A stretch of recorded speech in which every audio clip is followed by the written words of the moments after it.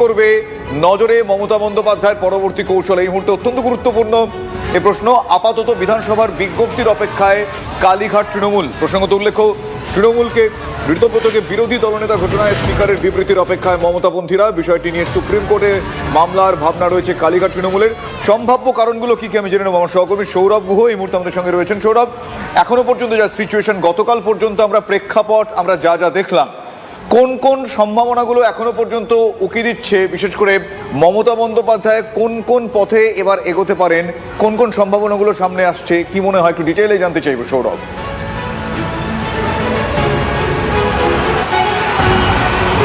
দেখো, তৃণমূল কংগ্রেসের টিকিটে জেতা 60 জন সাংসদ, 60 জন বিধায়ক মিলে তারা কিন্তু আলাদাভাবে তারাও তৃণমূল কংগ্রেস এই দাবি করে তারা আত্মপ্রকাশ করেছেন এবং তাদের ওই ব্লকটিকেই স্বীকৃতি দিয়েছেন।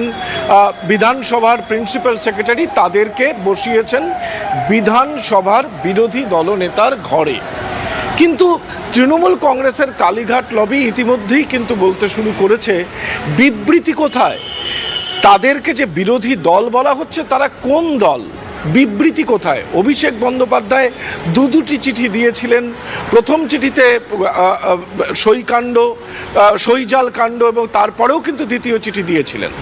আজকে যারা 58 জন 60 জন যারা বিধায়করা বলছেন যে তারাই তৃণমূল এবং তাদের ব্লককেই বিরোধী দলের ঘর খুলে দেওয়া হচ্ছে, কিন্তু বিরোধী দল হিসেবে কোন দল সেটা তো বিবৃতি আকারে দিতে হবে। এই প্রশ্নটা কিন্তু উঠছে।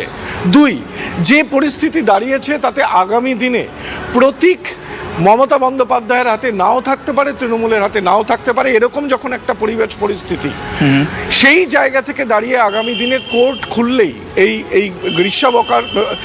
গ্রীষ্মের ছুটি কাটলেই কোর্ট খুললেই কিন্তু তারা কোর্টের দ্বারস্থ হবেন। পাশাপাশি ইন্ডিয়া জোটের মিটিংয়ে আগামী 8 তারিখে মমতা বন্দ্যোপাধ্যায়, অভিষেক বন্দ্যোপাধ্যায় সহ একাধিক নেতৃত্ব যাচ্ছেন।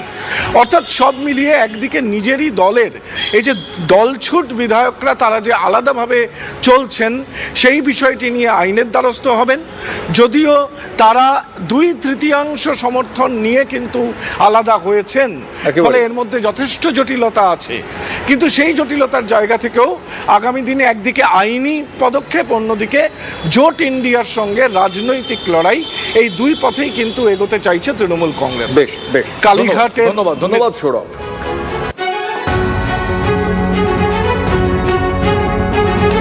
কি ভাবছেন, শুধুমাত্র রাজ্য বিধানসভার অন্দরে কি অঙ্কটা